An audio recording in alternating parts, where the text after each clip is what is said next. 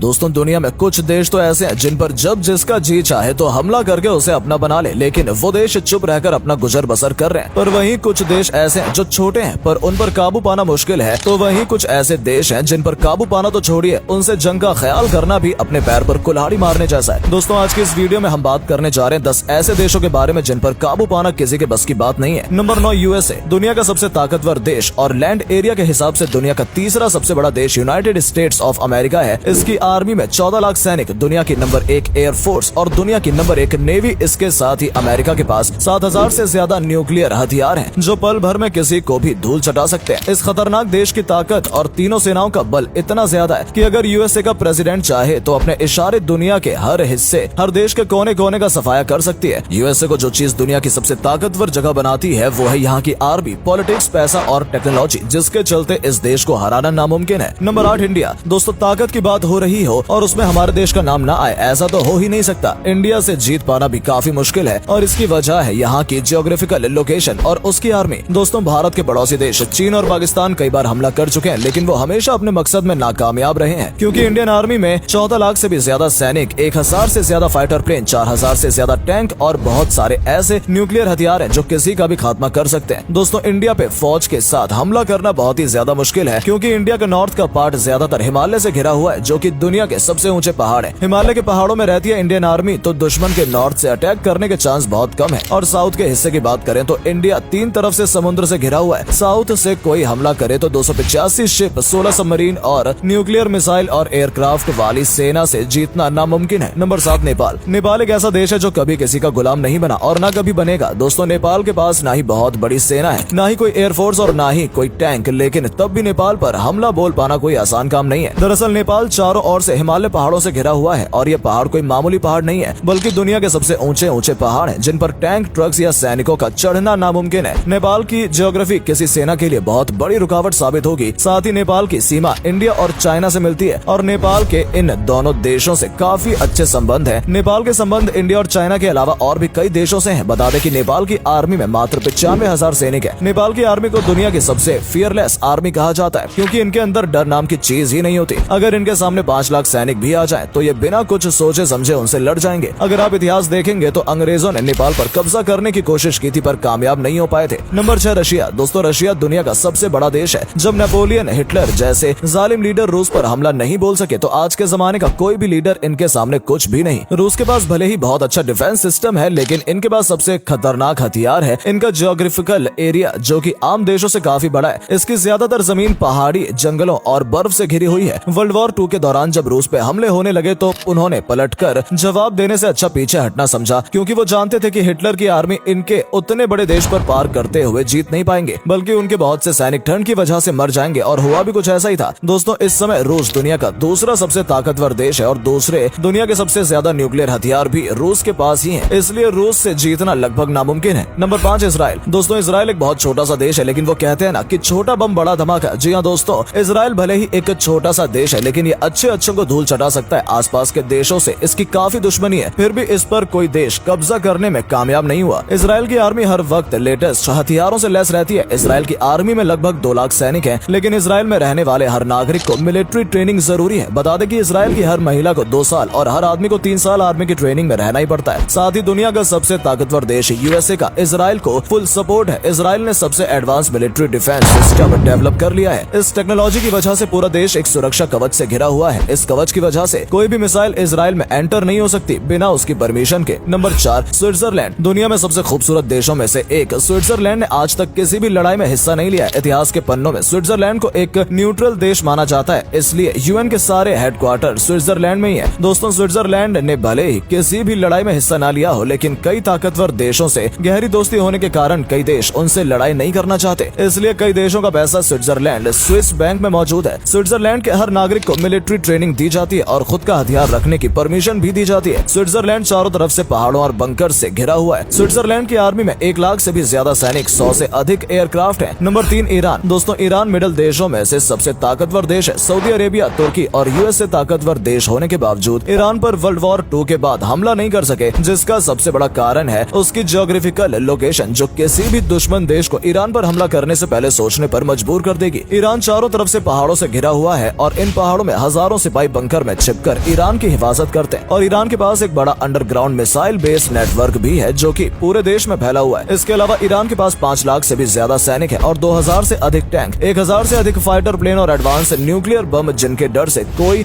इनकी तरफ आंख उठाकर भी नहीं देख सकता। Number 2, north Korea. North Korea को सुप्रीम लीडर किम जोंग सिर्फ सरफिरा ही नहीं है, यहाँ की आर्मी भी काफी सरफिरी है जो कि किम के इशारे पर किसी को भी मिट्टी में मिला सकती है। नॉर्थ कोरिया की दुश्मनी दुनिया के सबसे ताकतवर देशों से है, फिर भी इस देश पर कोई हमला क्यों नहीं करता? इसकी वजह है इस देश की निडरता। ये देश किसी से डरता ही नहीं है। नॉर्थ कोरिया में 12 लाख से ज्यादा सैनिक है, 4000 से ज्यादा टैंक, 250 अटैकिंग हेलीकॉप्टर और साथ ही साथ कोरिया के पास न्यूक्लियर वेपन्स भी हैं। नॉर्थ कोरिया एक परमाणु देश है। ये देश एक मिनट भी नहीं सोचेगा न्यूक्लियर हथियार यूज करने में। 1950 की कोरिया टीम ने साबित कर दिया कि नॉर्थ कोरिया पर हमला करना कोई आम बात नहीं है। साउथ कोरिया और यूएसए मिलकर भी नॉर्थ कोरिया को नहीं हरा पाए। जब तक चीन जैसे शक्तिशाली देश नॉर्थ कोरिया के साथ हैं, तब तक कोई भी देश नॉर्थ कोरिया को नहीं हरा सकता। चीन और नॉर्थ कोरिया की दोस्ती के कारण ही यूएसए नॉर्थ कोरिया पर हमला नहीं करता, क्योंकि चीन और यूएसए एक दूसरे के दुश्मन नहीं बनना चाहते। नॉर्थ कोरिया पर हमला करने का मतलब है वर्ल्ड वॉर 3 और ये कोई भी देश नहीं चाहता। Number 1, Australia. दुनिया के सबसे खूबसूरत देशों में से एक ऑस्ट्रेलिया को भी जीतना नामुमकिन है। इस देश की जियोग्राफिकल लोकेशन कुछ ऐसी है कि कोई भी ऑस्ट्रेलिया पर हमला करने से पहले जरूर सोचेगा। दरअसल ऑस्ट्रेलिया एक आइलैंड देश है और इसका 70% एरिया रेगिस्तानी इलाके से ढका हुआ है। ऑस्ट्रेलिया पर अगर हमला करने लायक कोई नजदीकी देश है तो वो है इंडिया, चीन और जापान, जो ऑस्ट्रेलिया से हजारों किलोमीटर दूर है। ऑस्ट्रेलिया का सबसे नजदीकी दुश्मन देश है जो उस पर हमला करने की ताकत रखता है, वो है जापान। और जापान ऑस्ट्रेलिया से लगभग 11,000 किलोमीटर दूर है। जापान को पहले समंदर का 11,000 किलोमीटर सफर तय करना होगा और इसके बाद उनकी आर्मी अगर ऑस्ट्रेलिया पहुंच भी गई तो भी उस देश के लोगों तक पहुंचने के लिए कई हजारों किलोमीटर तक फैले रेगिस्तान को पार करना होगा। ऑस्ट्रेलिया की लगभग 98% पॉपुलेशन समुद्र के किनारे बसे शहरों में है और बीच का ऑस्ट्रेलिया बिल्कुल खाली पड़ा है, जो कि हजारों किलोमीटर का रेगिस्तान और जंगलों वाला इलाका है, जहाँ पर कहाँ पर ऑस्ट्रेलियन आर्मी का बेस बना हुआ है ये कोई नहीं जानता। इसलिए जापान ने वर्ल्ड वॉर 2 के समय ऑस्ट्रेलिया पर हमला करने से पहले कई बार सोचा था।